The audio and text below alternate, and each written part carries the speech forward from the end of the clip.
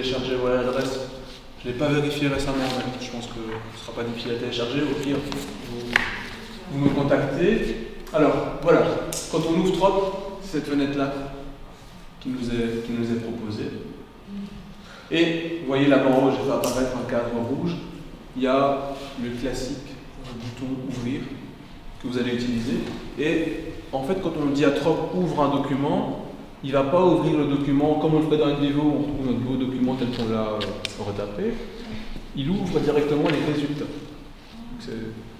En fait, ouvrir devrait également s'appeler analyser en quelque sorte. Donc ouvrir, c'est égal analyser. Et là, en l'occurrence, j'ai analysé quoi? Les stocks de compétences en français.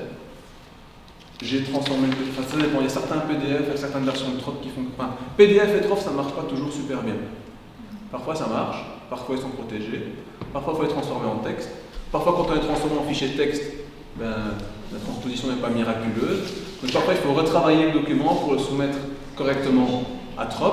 Parfois, il faut contacter les PO pour obtenir les programmes qu'on souhaiterait analyser. On a même eu des cas d'étudiants qui ont tout retapé. Alors, je vous rassure, hein, je n'ai pas dit que c'était... J'essaie de vous faire un éventail complet de ce qu'il est possible de faire. Donc voilà, je transforme en format texte, mais ça va être compétences. Donc, j'analyse mes socles de compétences. Et voilà ce que je retrouve.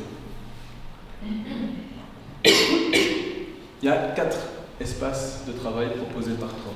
Le premier, là-bas en haut, l'espace rouge, correspond, je vous ai parlé de poupée russe tout à l'heure, à l'endroit où on va dire à Trop, je veux travailler avec tel type de poupée russe, je veux être à tel niveau de généralisation, je veux que tu me dises des choses sur tel niveau de résultat. Une fois qu'on aura choisi un type de résultat dans le premier carré, les résultats contenus dans cette famille-là vont être listés dans mon rectangle bleu. Et puis ils vont être projetés dans 2 autres espaces. L'espace vert, où on va retrouver en contexte les résultats, c'est-à-dire qu'on va les retrouver dans le texte. Et on va savoir à quel mot il est fait allusion plus concrètement. Et on va les retrouver dans l'espace du dessous, en jaune, sous forme de ce que j'appelle moi une tentative de représentation graphique. Et comprenez au mot tentative que je trouve que Trop qu'elle propose des graphiques, mais que leur utilisation n'est pas forcément aisée. Ceci dit, vous en faites ce que vous voulez dans le cadre de votre travail, mais je vous aurais mis en garde par rapport aux figures proposées par Trop.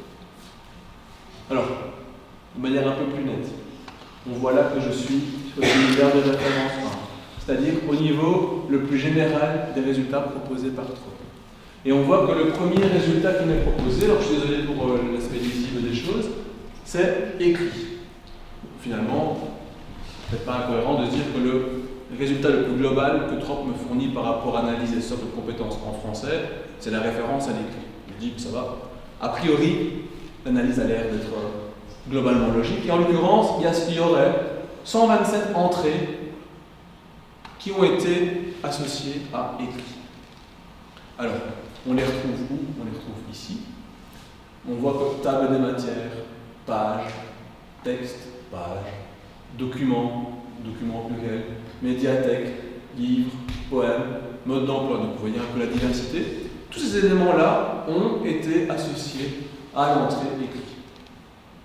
Et, dernier espace, ces mots ont été projetés dans un univers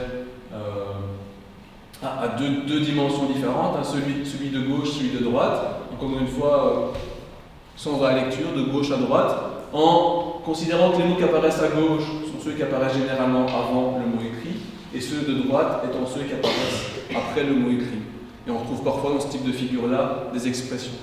Par exemple, si on prend le premier, communication et écrit, on parlera d'un certain de compétences de la communication écrite.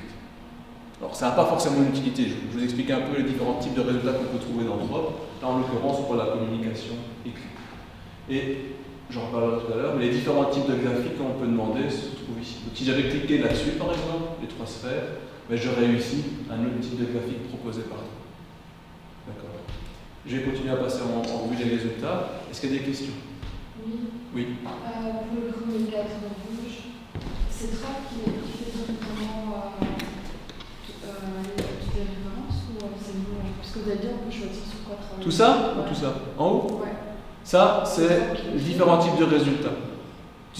On aurait pu appeler ça résultat 1, résultat de niveau 1, résultat de niveau 2, résultat de niveau 3, résultat A, B, C. Enfin, c'est lui qui propose. Mais là aussi, en fait, c'est comme si tu avais un menu déroulant. Tu choisis ici le niveau de résultat. Donc il y a la première ligne bleue. Et en fait, tous les résultats associés à la ligne bleue sont tous ceux-ci. Regarde, tu vas voir la suite. Hop, je suis descendu d'une ligne. Je suis passé à l'univers de référence 2. Poupée russe un peu plus petite. On me propose quoi ici? Tous les résultats qui font partie de cette poupée russe-là. D'accord? Alors là, je me suis arrêté sur quel terme? Sur le mot enseignement. Encore une fois, pas trop de surprise vu le type de document qu'on analyse. Et là, on voit que pour enseignement, on retrouve les mots apprentissage, élève, enseignement, cursus, scolarité, formation, enseignement secondaire. Donc à nouveau, on voit quel terme se cache derrière les 23 termes associés à enseignement par 3. J'ai choisi un autre graphique qu'on pourrait associer à un système planétaire. Le soleil, le mot qu'on a choisi, donc enseignement pour enseignement. Alors pour comprendre ce graphique, certainement le plus compliqué proposé par Trop, il y a différents éléments à connaître.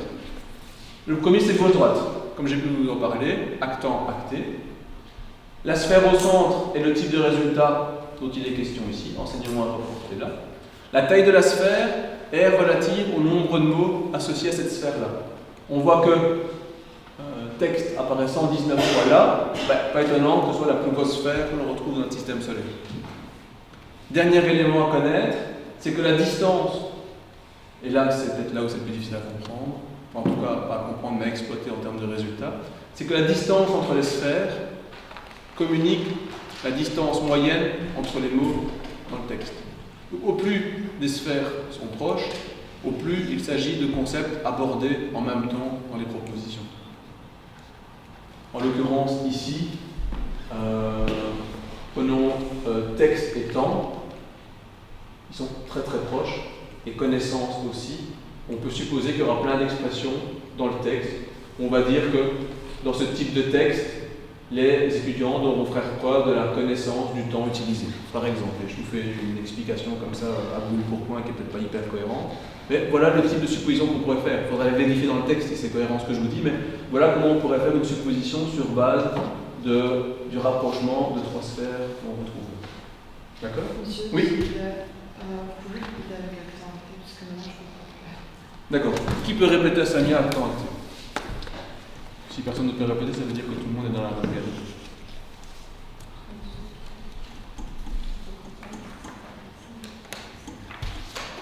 Est-ce que personne ne veut prendre la parole? Est-ce que personne veut? Actant, c'est ce qui est à gauche du verbe, et acté, c'est ce qui est à droite du verbe, donc ça se trouve à gauche de la colonne à gauche ou de la colonne à droite.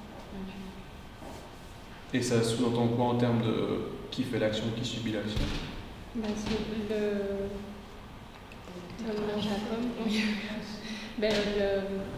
L'acté subit l'action et l'actant fait l'action. Alors souvent l'actant sera à gauche et l'acté sera à droite. Alors, ça n'a pas toujours forcément du sens. Ça je vous disais, c'est difficile. Mais par exemple ici, est-ce qu'on peut trouver du sens?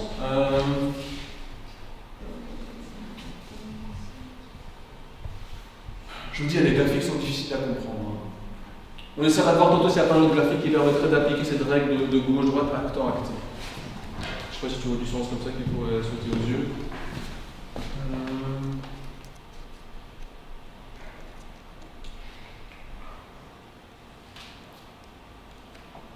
On verra tantôt. Oui? Et en fait, il y a différents graphiques, on utilise ce qu'on veut, ou alors... Oui, en fait, ces trois fenêtres-là, 1, 2, 3, sont automatiques. Celle-ci, vous pouvez la paramétrer en sélectionnant un type de graphique là-bas en haut. Donc on choisit celui qu'on veut. Ouais. Donc pour un même résultat, Trop peut vous proposer ici plusieurs types de graphiques. Je vous dis aussi qu'ici, il y a un curseur qui vous permet de paramétrer le nombre de sphères qui apparaissent sur le graphique.